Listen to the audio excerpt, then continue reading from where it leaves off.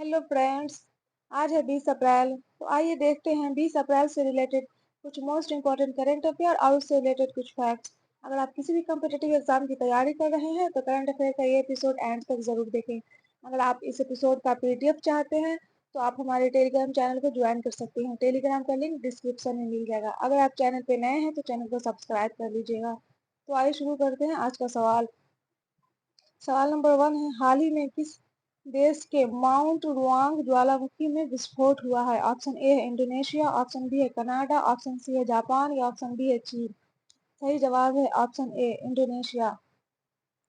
Indonesia के उत्तरी Sulawesi mount रुआंग ज्वालामुखी में विस्फोट हुआ है। विस्फोट के बाद इलाके से 11,000 लोगों को सुरक्षित निकाला गया है और अधिकारियों ने सुलावेसी प्रांत में अलर्ट जारी किया है, साथ ही सुनामी की चेतावनी भी दी है। पिछले 2 दिनों में सुलावेसी द्वीप के पास ज्वालामुखी में बड़े विस्फोट हुए हैं। 725 मीटर ऊंचे ज्वालामुखी में दिन की शुरुआत में 2 बड़े विस्फोट हुए हैं और विस्फोट से आसमान में 3,000 मीटर तक राख फैल गई है। आइए देखते हैं अगला नंबर सवाल। सवाल नंबर 2 है, निम्नलिखित में से हर साल लीवर दिवस कब मनाया जाता है?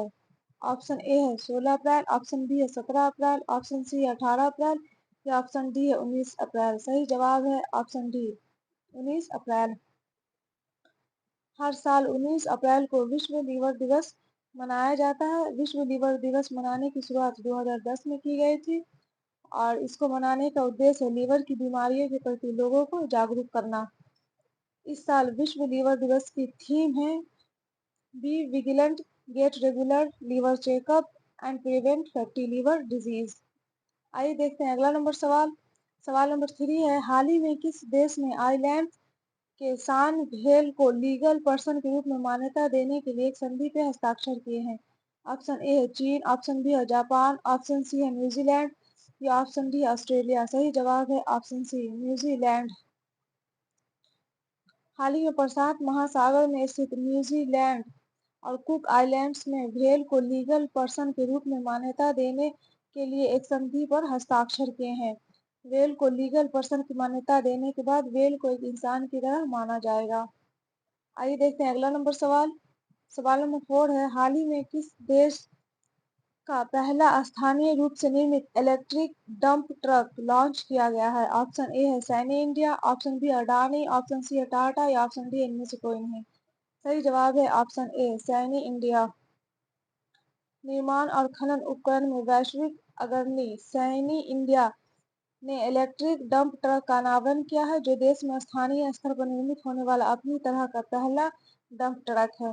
यह एक महत्वपूर्ण कदम है जो भारत के खनन उद्योग में एक परिवर्तनकारी बदलाव का संकेत है।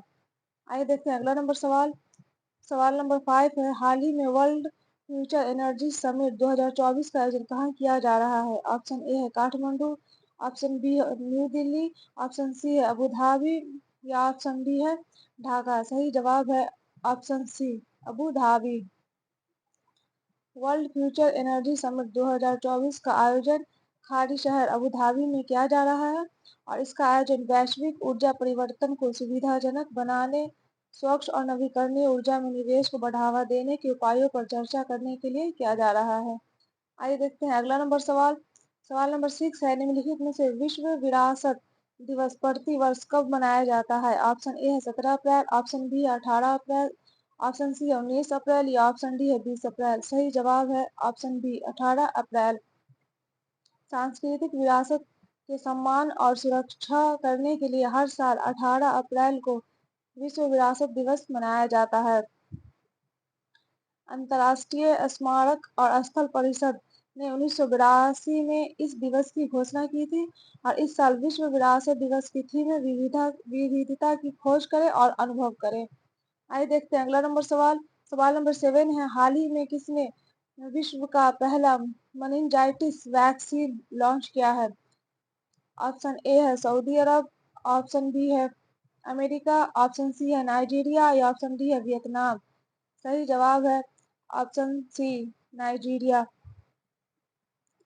हाल ही में नाइजीरिया ने विश्व का पहला मेनिंजाइटिस वैक्सीन लॉन्च किया है। यह वैक्सीन 13 साल से कम उम्र बच्चों को लगेगा और यह वैक्सीन 5 प्रकार की बीमारी में उपयोग होगा।